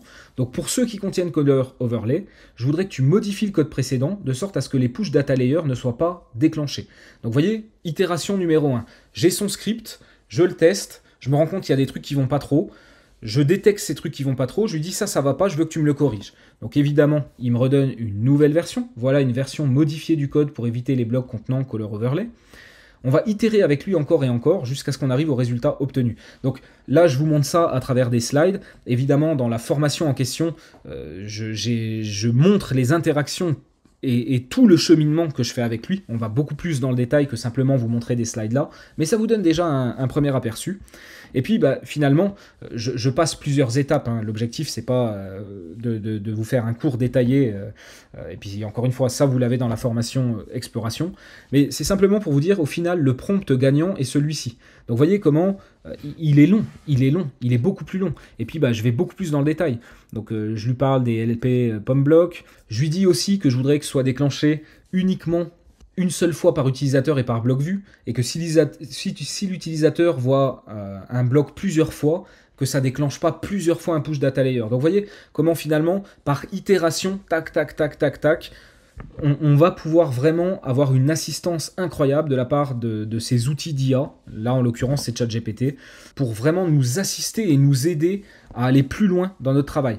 Typiquement, pour terminer sur cet exemple, moi je ne suis pas développeur, j'ai des compétences en compréhension de langage informatique, je vais dans les grandes lignes être capable de comprendre plus ou moins n'importe quel code, je vais dans les grandes lignes être capable potentiellement de le modifier un peu, mais dès que c'est un peu trop compliqué, j'arrive pas. Et puis écrire un programme de A à Z, évidemment, j'arrive pas non plus, c'est pas mon métier. Et finalement, ça, c'est des choses qui pouvaient me bloquer de manière régulière, où finalement, je devais aller passer des heures, aller chercher sur Internet, des bouts de code, etc., essayer, changer, faire des erreurs. Là, aujourd'hui, avec ChatGPT, ce temps-là, il est divisé par 10. Finalement, en l'espace d'un quart d'heure, avec quelques interactions avec lui, j'ai un script qui est sans doute meilleur que ce que j'aurais pu trouver et bricoler par ailleurs, et qui m'aurait pris 3 fois plus de temps. Donc voilà un exemple parmi bien des autres, qu'on verra dans nos formations, qui sont en train d'être refondues pour intégrer tout ça, justement. Mais voilà un exemple de comment ces outils d'IA doivent être intégrés à notre quotidien aujourd'hui et nous aider à être plus productifs, à être meilleurs, sans attendre. Donc, est-ce qu'il faut se préparer à la fin de l'hégémonie de Google ? Alors c'est possible qu'on assiste au déclin de son hégémonie, c'est possible que Microsoft puisse réduire l'écart qu'il y a dans le domaine de la publicité en ligne. Il y a plusieurs raisons qui m'amènent à penser ça. La première, c'est que, évidemment, on est dans une période charnière, on on en parle depuis tout à l'heure, donc c'est très charnière. Et puis l'ère des moteurs de recherche touche à sa fin, tandis que l'âge des assistants IA débute maintenant. Et dans ce contexte particulier, Microsoft a investi massivement dans OpenAI et il intègre à tous ses produits, Edge, Bing, la suite Office, et il va probablement, comme on le disait précédemment, l'intégrer à son hardware, à son Windows. Donc vous voyez comment finalement, dans un contexte où on parle de l'ère de l'IA et non plus des moteurs de recherche, Microsoft est loin d'être si mal placé que ça. Donc dans un avenir où les moteurs de recherche seraient substitués par des assistants IA connectés, et où l'intelligence artificielle s'intégrerait dans la majorité de nos échanges numériques, avec une bonne connaissance de ses utilisateurs, puisqu'encore une fois on est connecté et identifié, l'enjeu principal ne se trouverait plus dans la part de marché d'un moteur de recherche ou d'un site en particulier. Au lieu de ça, la part de marché des interactions IA prendrait une importance déterminante, où chaque interaction offre également une opportunité pour de la publicité. D'accord ? Donc effectivement, c'est ce que j'expliquais tout à l'heure. Vous faites des recherches sur Bing ou sur Google dopées à l'intelligence artificielle, et puis finalement, cette intelligence artificielle, elle est partout dans votre écosystème, et puis à chaque fois, elle va pouvoir interagir avec vous de manière proactive aussi, elle va pouvoir vous faire du push, et finalement, à ce jeu-là, si on regarde ça, Microsoft n'est pas si mal placé, parce que entre Office, Copilot, donc Copilot c'est toute la suite Office 365, Edge, plus pourquoi pas LinkedIn, il n'y a rien qui a encore été annoncé, mais on peut imaginer facilement que Microsoft intègre ChatGPT à LinkedIn, par exemple ce serait un LinkedIn Premium Plus, et puis le ChatGPT est là pour nous assister dans la recherche d'emploi, dans la rédaction de lettres de motivation, dans la rédaction de CV, etc., adapté complètement à une cible. Vous voyez, on peut imaginer des choses complètement folles si on coupe le ChatGPT à LinkedIn et qu'il y a une vraie intégration, que ChatGPT a accès à l'intégralité de la base entreprise, contenu, etc., et que c'est une vraie intégration. On pourrait vraiment avoir une super expérience avec ChatGPT intégré à LinkedIn. Donc commencer à utiliser Microsoft Ads dans ce contexte, ça me semble vraiment intéressant. S'il y a bien quelque chose que je retiens de tout ça, c'est que Microsoft va monter et que ce serait intéressant de commencer à embarquer pour vous si vous ne l'avez pas déjà fait. Nous, c'est clairement notre cas, pas sur tous les clients, mais il y a quand même une bonne partie des clients qu'on a déjà envoyés sur Microsoft Ads en parallèle de Google Ads. On arrive à la partie 4, dernière grosse partie de cette vidéo, qui est un peu longue. L'adaptation de Blaise et Bruno au niveau des formations et au niveau des prestations. Donc, refonte de nos formations pour tenir compte des apports de l'IA. Lors de notre dernière formation, on en a déjà parlé, donc exploration GA4, optimisation du taux de conversion grâce aux visualisations en entonnoir, on a déjà intégré ChatGPT dans nos méthodes, c'est ce qu'on a vu précédemment. Cet outil est employé pour créer un script qui produit des événements de data layer personnalisés selon certaines actions effectuées sur le site, telles que la saisie dans des champs de formulaire ou la consultation de différents blocs d'une page. C'est un premier exemple concret qui illustre comment ChatGPT et plus largement divers outils d'IA peuvent nous aider dans divers aspects de notre profession, les campagnes, création, optimisation de pages d'atterrissage, rédaction, copywriting, tracking, et on verra qu'il y a même encore un peu plus que ça. Refonte donc de nos formations. Donc les formations futures, donc la prochaine c'est balisage e-commerce GA4, ça sort au mois d'avril, ce sera intégré nativement et automatiquement dans l'abonnement intégral. Donc balisage e-commerce GA4, collecte et analyse des données pour optimiser le taux de conversion et les ventes en e-commerce. D'accord ? C'est vraiment tout ça. C'est pas seulement une formation technique pour savoir comment taguer un site e-commerce avec GA4, c'est vraiment l'intégralité. Comment on le tag, comment on récupère les données, comment on analyse ces données et qu'est-ce qu'on en fait derrière pour mener de l'action et vraiment optimiser les ventes et le taux de conversion de son site e-commerce. Donc ça sort au mois d'avril. Donc ça, c'est pour les formations futures. En fait, toutes les formations futures vont intégrer les outils d'IA en assistance à notre métier. Et l'intégralité de nos formations existantes, elles vont être repensées pour s'adapter aux évolutions à venir. Donc tout ce qu'on a dit précédemment. Et elles vont être aussi enrichies par l'intégration d'outils d'intelligence artificielle aux différentes méthodes de travail. Donc, comme on l'a vu, notre métier est en profonde mutation, une transformation déjà bien entamée avec les campagnes Performance Max et le changement de paradigme, focalisation sur l'optimisation des inputs et non plus sur l'optimisation de la diffusion et des ciblages. Dans les grandes lignes, notre métier va se transformer et passer de spécialiste Google Ads, ou SEA de manière générale, à spécialiste en génération de leads et ou de ventes par Internet. Ça veut dire que notre domaine d'expertise s'étendra au-delà de la plateforme publicitaire en se concentrant sur l'optimisation des inputs impliquant d'être capable de progresser en technicité, notamment sur les outils de tracking comme GTM et l'analytics.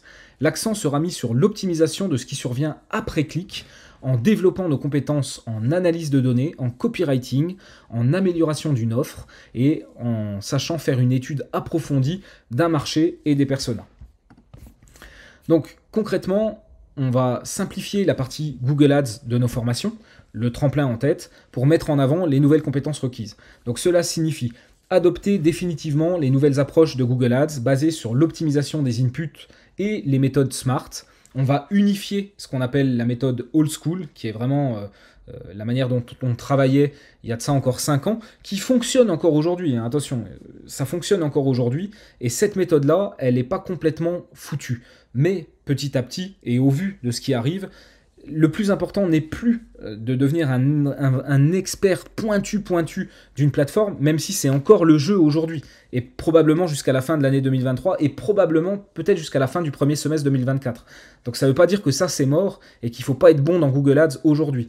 Mais ça veut dire qu'on sait que cette compétence-là, dans 1 an ou 1 an et demi, elle sera beaucoup moins importante et c'est plus cette compétence-là qu'il faudra avoir très forte chez vous, d'accord? Donc c'est pour ça que nous, petit à petit, on va gentiment unifier ces méthodes et petit à petit aller sur du new school et uniquement de l'optimisation des inputs. Améliorer ses compétences techniques, donc GTM, GA4, liaison CRM. Liaison CRM, c'est extrêmement stratégique, hein. Pas seulement pour Google Ads, mais aussi pour plus ou moins toutes les plateformes publicitaires. La capacité d'envoyer des leads qualifiés et de donner le bon signal à une campagne, c'est extrêmement important. Rappelez-vous, on n'aura plus la main sur l'optimisation et le ciblage. L'optimisation devient de l'auto-optimisation. Basée sur quoi? Basée sur les signaux de conversion. Donc si les signaux de conversion sont de la merde, votre optimisation, c'est de la merde aussi. C'est hyper important. Donc la liaison CRM, elle vous permet de garantir que peut-être sur 100 leads, vous en avez 80 qui sont mauvais et vous en avez 20 qui sont vraiment très bons, c'est vraiment des clients potentiels. Bah, il vaut mieux envoyer ces 20 à Google plutôt que d'envoyer les 100. Et ça se fait comment? Par une liaison CRM. C'est une fois que les personnes ont été rappelées par un commercial, que le commercial a dit oui, cette personne est qualifiée, en liant le CRM à la plateforme publicitaire, quelle qu'elle soit à nouveau, on va pouvoir envoyer seulement le signal juste à l'intérieur de la plateforme publicitaire. Toujours dans les compétences techniques, l'optimisation des flux produits, on en a parlé précédemment, c'est hyper important. Optimisation de flux de page, optimisation de l'expérience utilisateur, être capable de conseiller un client sur l'intégration de l'intelligence artificielle dans son entreprise. Donc tout ça, c'est des nouvelles compétences techniques qu'il va falloir vraiment développer dans les mois à venir. Et c'est évidemment là-dessus où nous aussi, on met le focus au niveau de nos cursus de formation. Améliorer ses compétences business, donc copywriting, analyse et optimisation de l'offre, automatisation des process, études de marché. Donc tout ça, vous voyez, je commence à vous l'avoir redit plusieurs fois, ça c'est vraiment la grande direction dans laquelle on se dirige au niveau des formations. Donc objectif, préparer les spécialistes en marketing d'acquisition au marché de demain. Donc toutes ces modifications, enrichissements, refonte des formations actuelles pour pouvoir donner de l'IA à l'intérieur et puis les rendre encore plus à jour par rapport à cette nouvelle donne. Donc ça, ce sera effectif entre Q3 et Q4 2023. En fait, on va les retaper au fur et à mesure. On va probablement commencer par le tremplin, qui est la plus vendue chez nous, qui est sans doute la formation de référence pour les gens qui veulent se professionnaliser et être vraiment bons sur la partie Google Ads. Donc c'est par celle-là qu'on va commencer. C'est la plus vendue chez nous, c'est la plus importante et ça a totalement du sens de commencer par celle-là. Donc on va y intégrer également un volet Meta Ads. Donc ça sera plus pour la fin d'année 2023. Parce que, fin 2023, début 2024 peut-être même, parce que le spécialiste en marketing d'acquisition de demain devra développer des compétences multiplateformes. Rappelez-vous, aujourd'hui, je prône ça, je répète ça depuis des années et des années, l'approche transverse. D'accord ? C'est 3 piliers, c'est tracking, copywriting et Google Ads. D'accord ? Le pilier du milieu, c'est pas seulement copywriting, c'est copywriting, expérience utilisateur, amélioration du taux de conversion, etc. Mais en tout cas, expérience après clic. Donc tracking, expérience après clic, publicité. Ce 3e pilier va devenir de moins en moins important parce qu'on aura moins la main dessus, parce qu'on ne pourra plus faire le ciblage. La seule chose, c'est optimiser les inputs. D'accord ? Donc il va falloir muscler les 2 autres qui vont nous rester. Fini les spécialistes d'une plateforme unique, il s'agira de devenir un expert en optimisation d'inputs, multiplateforme, et de l'après-clic. Donc c'est exactement ce que je viens de vous expliquer dit différemment, c'est-à-dire le pilier plateforme publicitaire restera important, mais il faudra simplement être généraliste de ces plateformes. Par contre, il faudra être très bon pour optimiser les inputs, parce que c'est ce qui fait tout. Et par contre, il faudra être plus technique sur l'aspect tracking, etc. Et aussi plus compétent sur l'aspect après-clic. Donc pour Blaise et Bruno, c'est aussi la possibilité de proposer aux agences et aux entreprises des talents capables de répondre aux nouveaux enjeux, nouveaux services de placement RH. Donc effectivement, on n'a pas encore communiqué très largement là-dessus, ça viendra dans les semaines à venir. Mais c'est vrai qu'aujourd'hui, chez Blaise et Bruno, après avoir formé autant de personnes à nos méthodes de travail, on est capable de les certifier, on est capable de les placer, et au-delà de simplement les placer dans votre entreprise ou dans votre agence, on va surtout les accompagner aussi. Ce qui fait que non seulement vous avez une personne qui est experte, qui a été formée au meilleur endroit possible pour être vraiment très compétente, mais en plus de ça, cette personne, on la place chez vous et on l'accompagne sur le premier mois ou les 3 premiers mois. Ça va dépendre des besoins, ça va dépendre de tout un tas de choses. Mais en tout cas, c'est la garantie pour vous de faire un recrutement qui soit réussi. Et de venir recruter chez des spécialistes. Et c'est nous qui avons formé ces personnes. Ce n'est pas des personnes qui font partie d'un collectif. C'est vraiment, on les a formés. On a des process qui sont rigoureux. Aujourd'hui, on est Calliope. Donc, on a vraiment des process de formation, d'évaluation des compétences avant, d'évaluation des compétences après. Donc, vraiment, voilà. Je ne fais pas plus sur cette partie ressources humaines, placement. Mais c'est clair que nous, notre objectif, c'est vraiment d'être le top du top en termes de formation, parce que derrière, on a vraiment un intérêt stratégique important aussi à pouvoir placer des personnes. Et puis, c'est gagnant-gagnant. Finalement, en tant qu'entreprise, vous voulez un placement qui se passe bien, vous voulez quelqu'un qui soit compétent, qui soit opérationnel tout de suite, et avoir la garantie aussi que cette personne, elle est suivie et que ça va très bien se passer très vite. Donc ça, c'est hyper intéressant. Et puis, pour les gens qui viennent se former chez nous, c'est aussi la garantie de se dire, non seulement ils vont me former, mais ils vont me filer du boulot aussi. Ils risquent de me placer, ou alors ils vont me donner du boulot parce que je suis freelance et que le collectif rentre du business et le distribue aussi aux freelances. Ça, c'est pareil, c'est une nouvelle offre dont on n'a pas encore parlé, on en reparlera prochainement. Au niveau des prestations, comment on s'est adapté? Très rapide, 2 slides. Donc nous, depuis 2022, on a intégré l'IA à nos process de travail. Donc d'abord avec Jasper, qui est l'ancêtre entre guillemets de ChatGPT. Donc ça, nous, on l'a intégré déjà dans nos formations depuis 2022. Et puis ensuite, on a intégré ChatGPT 3.5 et maintenant on est sur ChatGPT 4. Donc l'IA nous assiste au quotidien dans l'optimisation de nos landing pages, de notre copywriting, dans la programmation des scripts et dans l'optimisation des messages pour nos campagnes. Les économies de temps qu'on réalise nous offrent davantage de possibilités pour offrir du conseil et optimiser les activités de nos clients en convertissant du temps opérationnel en temps de travail à plus forte valeur ajoutée, axé sur l'accompagnement, la pédagogie et le consulting stratégique. Donc typiquement, on fait aussi de moins en moins d'opérationnel parce qu'on va être aidé dans l'opérationnel, on monte en productivité grâce à ces outils d'IA et derrière le temps qu'on récupère, ça nous permet d'accompagner les clients sur l'optimisation de son offre, un éventuel repositionnement de son entreprise ou de sa marque, l'optimisation des process, comment gagner en productivité, comment automatiser certains process de l'entreprise. Il y a souvent des choses dans les entreprises qui sont faites manuellement parce qu'on ne sait pas que c'est possible d'être automatisé et finalement l'automatisation va permettre vraiment de gagner en productivité et puis de la même manière chez nos clients, c'est-à-dire qu'au lieu de passer beaucoup de temps sur des tâches à faible valeur ajoutée, ça va leur redonner du temps supplémentaire pour nous écouter et mettre en place des choses à beaucoup plus forte valeur ajoutée. Donc accompagnement des clients sur les opportunités offertes par l'IA dans leur domaine. Donc en 2023, donc ça c'est ce qu'on faisait déjà l'année dernière, d'accord? On servait des outils d'IA pour gagner du temps, gagner en productivité et puis être plus dans la valeur ajoutée dans le conseil business pour nos clients. Cette année, il y a une nouvelle brique. On commence à faire du conseil en stratégie et en intégration d'IA auprès de nos clients. En fait, l'IA, elle offre des opportunités de croissance hors du commun pour beaucoup d'entreprises, en apportant un avantage compétitif significatif à celles qui vont l'adopter en premier. C'est toujours la même histoire. Les premiers arrivés sont les meilleurs, sont les mieux servis. C'est toujours comme ça.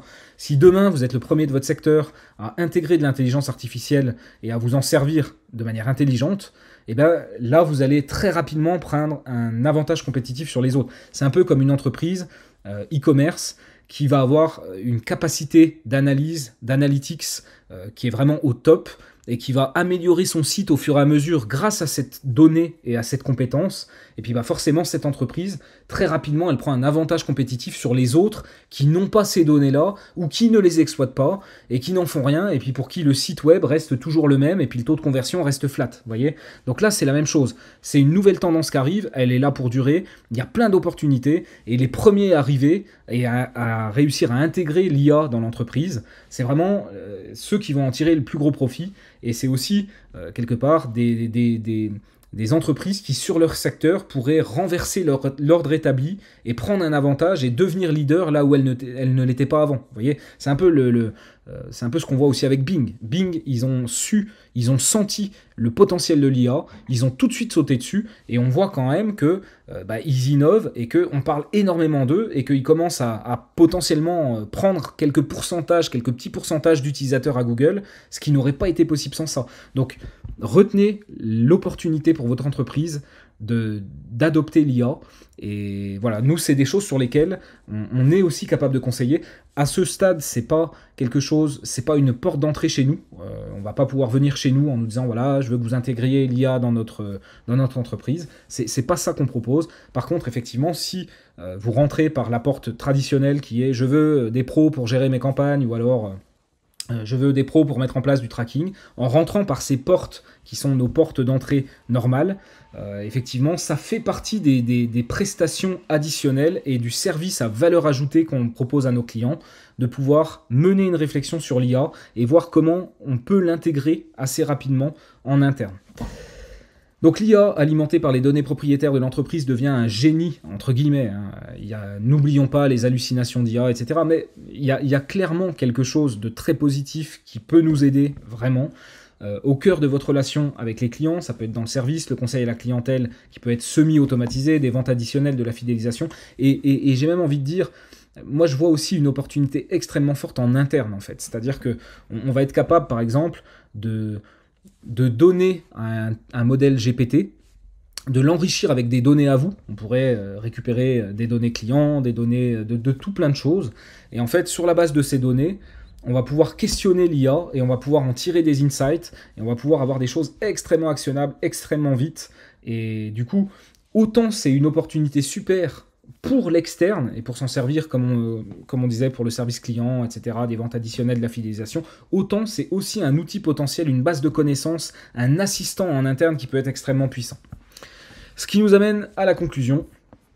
Donc, le train de l'intelligence artificielle est en route. S'il ne va pas chambouler l'industrie publicitaire dans l'immédiat, on peut par contre prédire un cataclysme dans le secteur à l'horizon 2024-2025. On verra à quel point ça arrive vite ou pas. L'IA révolutionne toutefois déjà aujourd'hui nos méthodes de travail. Par exemple, être capable de conseiller un client sur les opportunités en IA pour son business, ça va être une compétence qui va être de plus en plus appréciée. Et nous, c'est clairement quelque chose qui vient dans nos cursus, puisque, comme d'habitude, en fait, nos formations sont le reflet de nos pratiques au quotidien.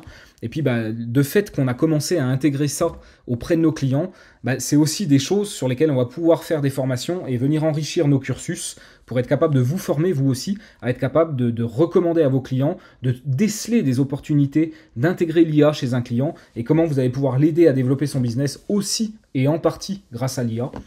En attendant de voir les IA omniprésentes et d'une manière ou d'une autre sponsorisées par de la publicité, les emplacements payants vont rester les mêmes et les tendances déjà observées, automatisation, optimisation des inputs uniquement, focalisation sur l'utilisateur à travers tous les réseaux, ça va faire que s'accélérer. Et puis, un dernier mot sur Blaise et Bruno. Donc Blaise et Bruno, c'est 2 personnes. On est ensemble depuis 7 ans maintenant. Et puis, on élargit. Désormais, c'est plus Blaise et Bruno uniquement. C'est le collectif Blaise et Bruno. C'est parmi toutes les personnes qu'on a formées. C'est quelques freelances triés sur le volet. Les meilleurs qu'on a pu recruter. Ceux aussi qu'on connaît très bien, en qui on a totalement confiance. Qui montent avec nous et qui constituent ce collectif de spécialistes en freelance en marketing d'acquisition. Donc un collectif capable de vous accompagner sur de la formation individuelle et de la formation de vos équipes. J'insiste, c'est vrai que jusqu'à présent, on s'est majoritairement adressé plutôt aux personnes individuelles. Le claim chez nous, c'est tu as envie d'être vraiment bon peu importe où tu t'es formé avant, si tu veux vraiment être bon, tu viens faire la dernière marche chez nous, que ce soit sur la partie tracking, sur la partie Google Ads. Mais c'est vrai que ça s'adressait plutôt aux individuels. Aujourd'hui, on est taillé pour répondre aussi aux demandes des équipes, que ce soit dans des agences ou que ce soit dans des grosses structures, des grosses équipes marketing.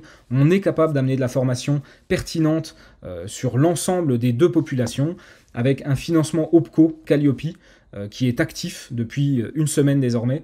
Donc c'est possible de faire financer les formations Blaise et Bruno.